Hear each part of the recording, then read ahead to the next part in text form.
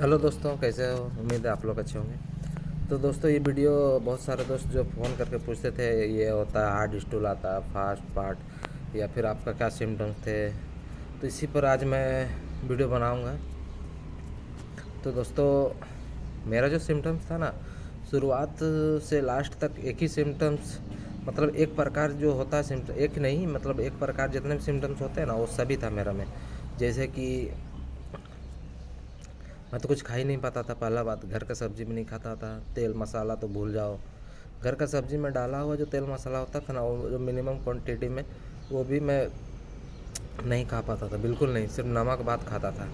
तो दोस्तों, मेरा जो शुरुआत में जब ये हुआ ना, तो मेरा पेट एकदम ढकार, एक ही दिन से ढकार आने लगा। और पानी पीता था तो भी ढकार आता था, खाना खाता था तो भी ढकार आता था। और जैसे कि दाल वगैरह हाई प्रोटीन वाली चीज़ खाता था, जैसे मशरूम दाल, तो एकदम वाटरली डायरिया होता था, एकदम वाटरली डायरिया, नॉन स्टॉप डायरिया। मुझे लेपोरामाइड लेना पड़ता था उसको, डायरिया को रोकने के लिए, मजबूरी में। सोचिए कितना खतरनाक था वो। और जब डायरिया होता था तो मेरा 5 से 10 किलो एकदम से वज़न सडनली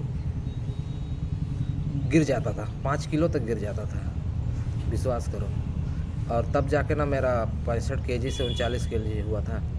तो दोस्तों, ये तो हुआ एक सिम्टम्स। दूसरा सिम्टम्स ये था कि थोड़ा भी मिर्च या फिर खट्टा थोड़ा भी, या तक अमरूद, सेब, उनमें जो खट्टापन होता है हल्का सा, वो भी बर्दाश्त नहीं होता था। पेट में एकदम से जलन, बर्निंग, बहुत ही भयंकर रूप से खट्टा पानी मुंह में आ जाना, एकदम क्या बोले, एकदम अजीब सा सिचुएशन हो गया था मेरा। और जैसे वज़न गिरता था, अगला दिन अगर मैं थोड़ा देर भी पैर एक जगह पर स्थिर रखता था ना, तो वह झंझनाहट से भर जाता था। वह पूरा झनझनाने लगता था मेरा पैर हाथ उठाने से, फिर मैं चल नहीं पाता था। फिर यही सब स्टार्ट हो गया। फिर वज़न भी तेज़ी से घटने लग गया। फिर जैसे कान में से अगर सीटी बजने वाला एक अलग सिचुएशन था, वो भी होने लगा। जैसे लगता था कि कहीं एकदम टी करके एक आवाज़ आता था एक कान से, फिर 1 मिनट 2 मिनट रहता था, फिर ख़त्म हो जाता था।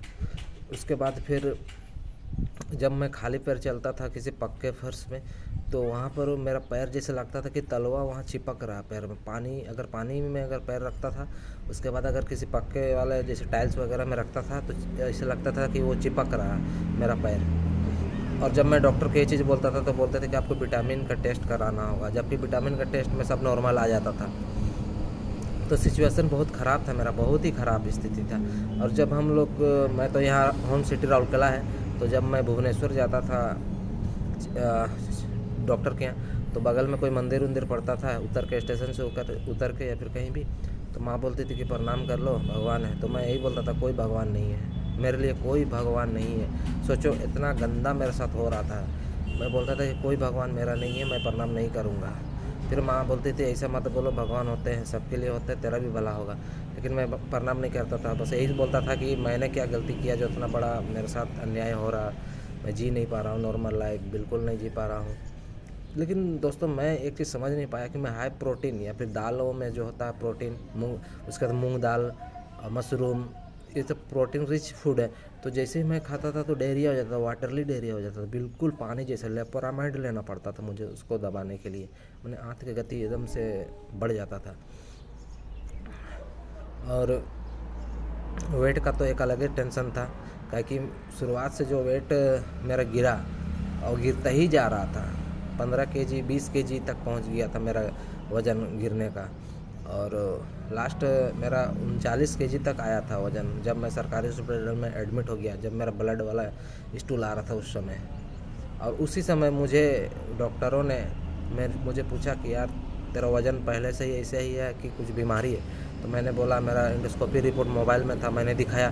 तो उन्होंने खुद बोला कि यार, कितना बार एंडोस्कोपी कराओ? तो मैंने बोला 7 बार। तो उन्होंने बोला कि ठीक है, मेरा दवा खा के देखो।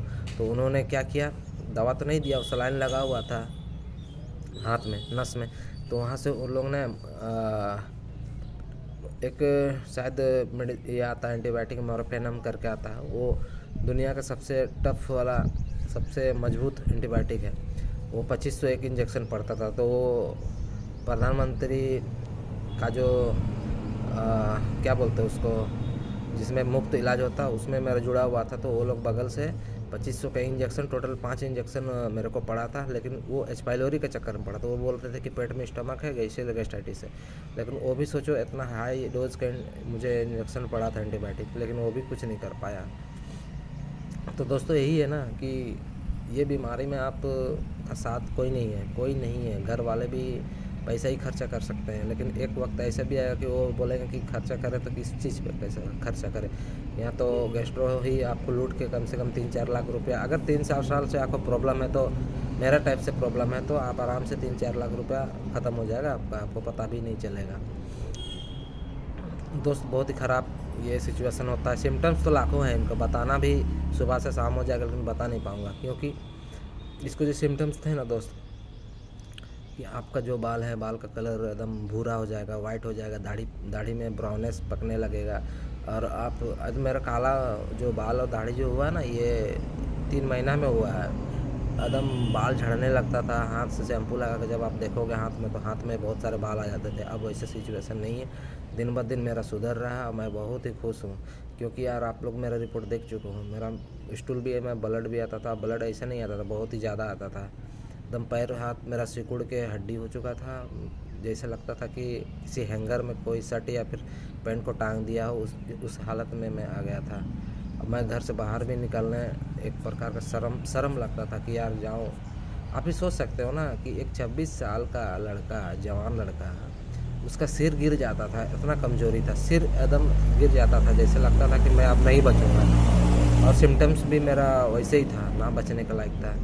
आदमी तो बोलता है ना IBS में मरोगे नहीं लेकिन जियोगे भी नहीं, तो उससे भी ख़राब स्थिति था मेरा। मैं मरने वाला था, सीधा सा बात बता दे रहा हूँ। इतना ख़राब स्थिति मेरा हो चुका था कि घर वाले भी क्या बोले, घर वाले को क्या बोलेंगे कि इसका इलाज कराओ। इलाज का तो पता ही नहीं है, बीमारी का तो पता ही नहीं है, क्या इलाज कराएगा आदमी। बस टेस्ट ही करा सकता है ना, एंडोस्कोपी, कोलोनोस्कोपी। मेरा तो 7 बार एंडोस्कोपी हुआ, 3 बार कोलोनोस्कोपी हुआ। हालत ख़राब हो जाती है। कोलोनोस्कोपी जब होल कोलोनोस्कोपी किया जाता है ना, एकदम पूरा कॉलन का बड़ी आंत का, तो फिर इतना दर्द, इतना पेन होता है जब वो लोग हवा छोड़ते हैं ना अंदर में, वो पाइप जो आपका पाइप बोल रहे, सॉरी, जो इंटेस्टाइन को जब फुलाने के लिए, जिससे कैमरा अच्छा से देख सके, बहुत ख़राब पेन होता, बहुत ख़राब। एंडोस्कोपी में तो भलो आपका सांस थोड़ा दिक्कत होता है, लेकिन जब कोलोनोस्कोपी होगा ना तो आपको तड़प जाओगे, इतना ख़राब दर्द करेगा, ऐठन होगा। और इतने ख़राब स्थिति से मैं गुजरा हूँ, और बहुत ही क्या बोले, पैसा तो मत बोलो, 3-4 लाख रुपए खर्च हो चुका है मेरा। और बड़े मुश्किल से घर वालों को मैंने, जब मैं ठीक हुआ, ये दवा 1 महीना विक्की भाई का पैसा से, तो घर वाला अभी देखे कि ये तो ठीक हो रहा है, चलो इसको पैसा दो। अब वो देने लगे पैसा, नहीं तो मैं उस स्थिति में नहीं था कि मेरा इलाज कराओ, क्योंकि पता ही नहीं था ना भाई कि इलाज करना है किसका। बस शरीर सूखता जा रहा था, शरीर से मांस घटते जा रहा था, बस हड्डी नस सब दिखने लगा था।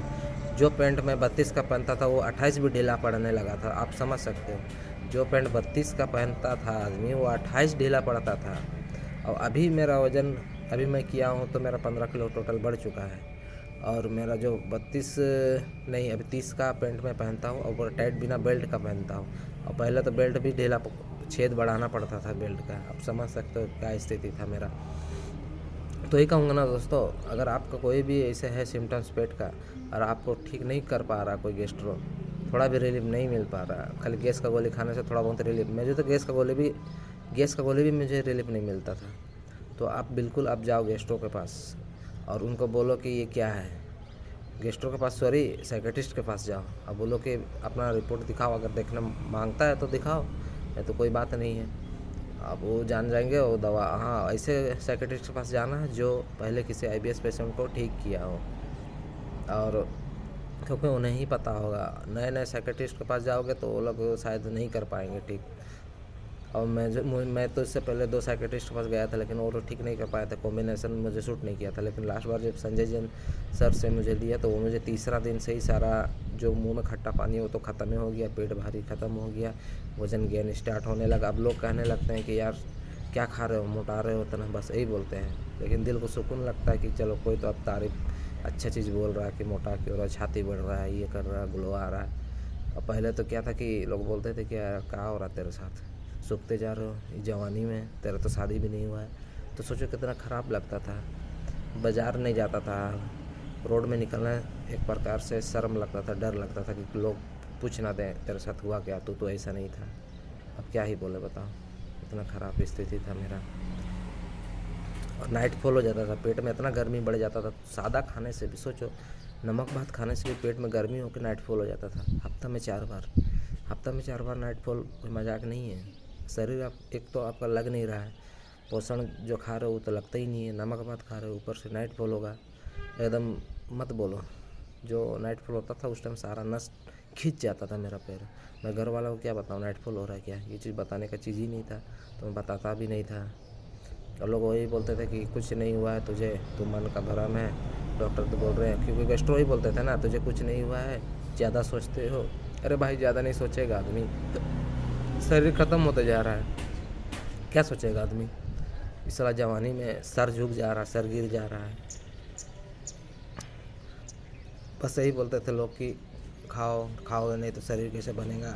अरे भाई शरीर ही मना कर दे रहा ना हमें खाने के लिए, हमको शौक चढ़ा है क्या सादा खाने का, नमक भात खाने का शौक तो नहीं चढ़ा ना भाई हमें हमारा भी तो इच्छा करता है कि हम भी खाएं तेल मसाला अच्छा, रसगुल्ला मीठा, बाहर का आइटम थोड़ा बहुत तो खाने का इच्छा करता है। या तो बाहर का छोड़ो, या तो घर का चीज़ नहीं खा पा रहे थे हम तो। और मैं नहीं मानता कि किसी को मेरा जितना तकलीफ़ किसी को होगा, क्योंकि एक तो नीचे से ब्लड के साथ स्टूल आता था, जब तेल मसाला खाने से गर्म हो जाता था तो एकदम आंतों में दरार आ जाता था, जैसे ज्वालामुखी फटता हो आंतों में से दरार से जैसे लावा निकलता, उस प्रकार से होता था। अब इसको आप क्या मानोगे बताओ। गेस्ट्रो खुद परेशान हो जाता था, बोलता था कि अरे इसका तो मतलब अल्सर ही ठीक नहीं हो रहा, क्या हो रहा, क्या करते हो, क्या काम करते हो जो तेरे साथ इतना प्रॉब्लम है। तो मैं बस यही बोलता था कुछ नहीं, बस मैंने नींद पूरा नहीं किया अपनी लाइफ में लास्ट 3 ईयर में, उसके बाद ये सब हुआ। तो वो लोग विश्वास नहीं करते थे। तो लेकिन अंत में जो भी होता है अच्छे के लिए होता है। इससे नया सबक मिला मुझे कि लाइफ को कैसे जीना है, क्योंकि बिना सबक का कोई लाइफ सुधार नहीं सकता। अब मैं एकदम कान पकड़ लेता हूँ, कोई शादी नहीं, कोई विवाह फंक्शन नहीं। हाँ जाऊँगा पार्टी में, हल्का खाऊँगा, लेकिन बाराती में नहीं जाऊँगा कभी ज़िंदगी में, क्योंकि जानते हैं बाराती का नींद खराब होने वाला चीज़ है वो। आपको एक दिन नहीं सोओगे ना, 1 हफ्ता तक उसका असर रहेगा, आपका फ्रेशनेस नहीं रहेगा माइंड में, एकदम से नींद सा लगेगा। इसीलिए बाराती वराती में नहीं जाता, भले कितना भी मेरा जिगरी दोस्त हो, मैं बाराती वगैरह नहीं जाता हूँ, क्योंकि मुझे अच्छा नहीं लगता, क्योंकि नींद मेरा ख़राब होगा ही होगा उसमें। अब बाहर जाओगे तो नींद कैसे पूरा होगा। तो दोस्तों ऐसे मेरा स्थिति था, बहुत ख़राब स्थिति था, और मैं आप लोगों को भी ये चीज़ शेयर कर रहा हूँ, एकदम सच बात बता रहा हूँ आपको। तो मैंने अपना रिपोर्ट भी दिखाया कि कैसे अल्सर हुआ था। तो दोस्तों ठीक है, मिलते हैं अगले वीडियो में। आप लोग कुछ भी ज़रूरत हो तो नंबर मुझे पिछला कमेंट में होगा, या फिर लिख देना किस बारे में आपको चाहिए वीडियो या फिर कुछ भी। ठीक है, थैंक यू।